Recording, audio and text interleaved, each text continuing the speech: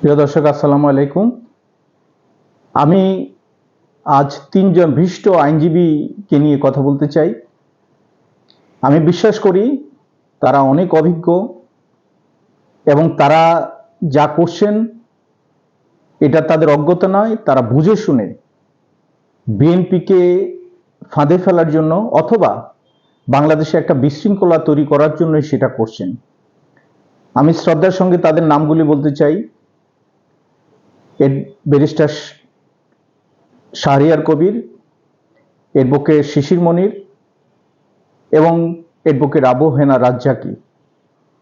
ওনারা তিনজনই সরকারি দলকে এমনভাবে ইরিটেট করছে, তারা কিভাবে আইনের এবং সংবিধানের বাইরে আনতে পারে সেই চেষ্টা করছে।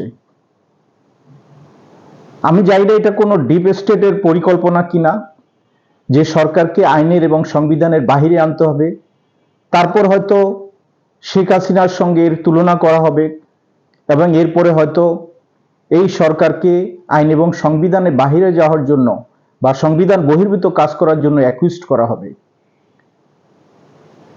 কারণ আমি যে ওনাদের যেসব যুক্তিতর্ক আমি বিভিন্ন টেলিভিশন চ্যানেলে দেখি, কোনোভাবে এটা আইনের সঙ্গে সামঞ্জস্য নয় এবং ওনারা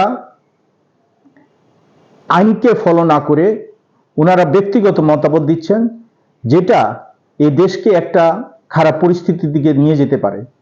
কারণ বাংলাদেশের যারা সাধারণ মানুষ, তারা ওনাদের বিজ্ঞ কথায় হয়তো প্রলোভিত হতে পারেন, হয়তো একসময় একটা দেশে বিশৃঙ্খল অবস্থা সৃষ্টি হতে পারে, এ থেকে হয়তো তারা ফায়দা লুটবেন।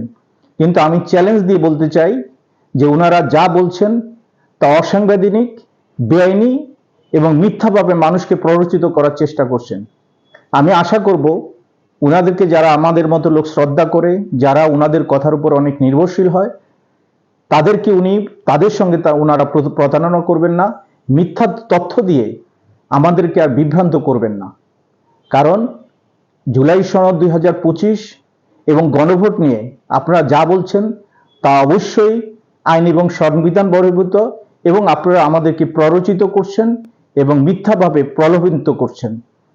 আপনাদের কাছে আমরা আশা করি, এই জাতি আশা করে, আপনারা আপনাদের যে অভিজ্ঞতা, আপনাদের যে জ্ঞান, সেটা ভালো কাজে, ভালো মানুষের জন্য, মানুষের কল্যাণের জন্য আপনারা ব্যয় করবেন।